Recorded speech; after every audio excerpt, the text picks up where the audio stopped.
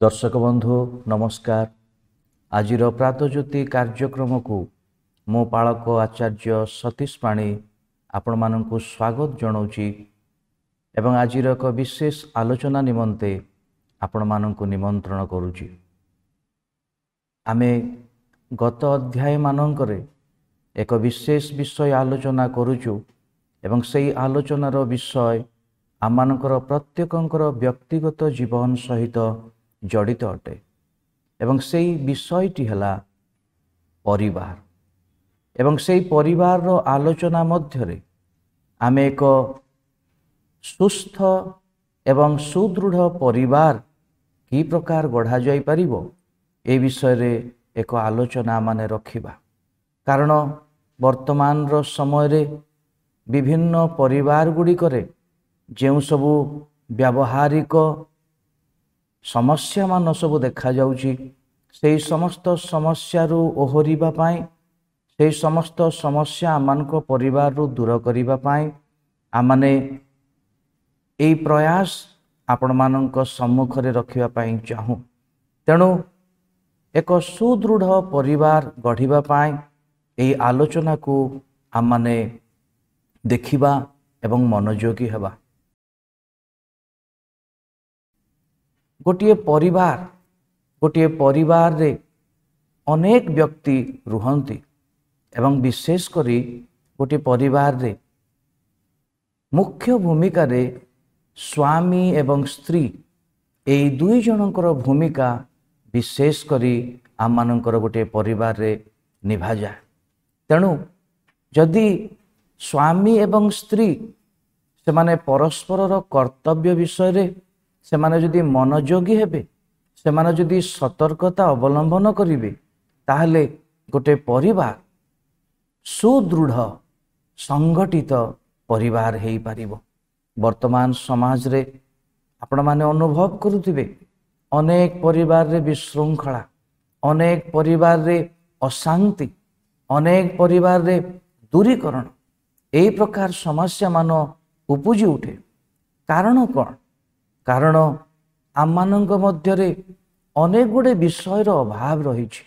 मु आपण मानकु दुईटी विषय कहिबी जो दुईटी विषय आम मानकर परिवार को सुदृढ़ करि पारिबो। प्रथम विषय समर्पण। आम मानकु स्वामी एवं स्त्री मध्यरे एक समर्पण रो विषय आवश्यक। आम माने जेते बेले विवाह करू विवाह समय रे जेते बेले आम मानकर प्राचीन माने आम मानकु एई समस्त विषय रे आम मानकर समर्पण नियंती जे परस्पर प्रति आमे की प्रकार समर्पित हेबा दरकार। समर्पण को त्याग बोली मध्य कुहा जाए।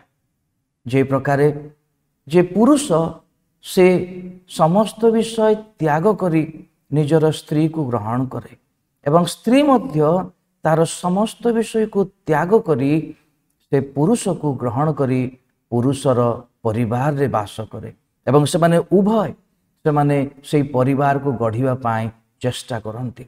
अनेक समय रे आमे एई विषय गुडी करू अभाव रे पड़ी जाऊ। कारण आमने समर्पण रो चुक्ति तो आमे देई थाउ किंतु आमने त्याग करिया पाई इच्छा करि न थाउ।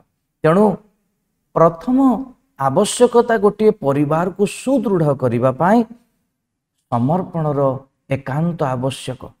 केवल स्त्री जे समर्पण करिबो केवल ताहा नुहे किंतु पुरुष मध्य स्त्री आगरे समर्पण रो जीवन काटिबे।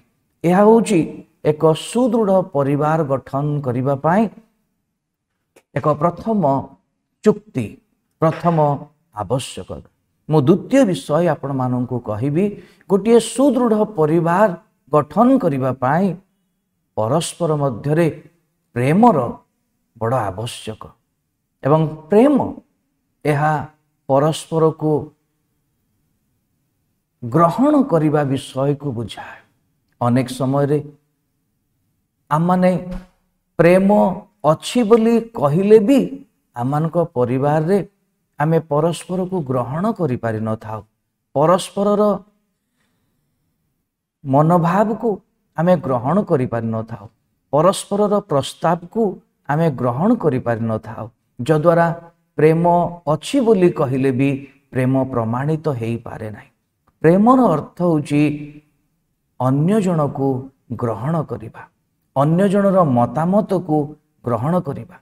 अनेक समय रे जेतेबेला आमे पुरुष प्राधान्य समाज रे वास करू आमे पुरुष माने साधारणतः चाहू जे परिवार रे केवल आमर कथा रहू किंतु मोर प्रिय दर्शक बंधु जदि गोटे परिवार को आमे सुदृढ़ करिबा पाई चाहू ताहले स्त्री मानकर कथा भी आम माननको शुणिबा को हबो।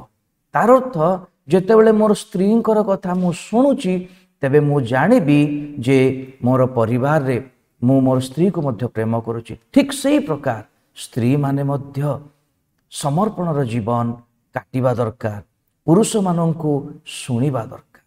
एई उभय विषय आमाननको आमानकर परिवार रे एक सुदृढ़ता एक संगठितता आनिदेव आमानकर परिवार गढ़ी उठिब आनंद रे परिपूर्ण हो।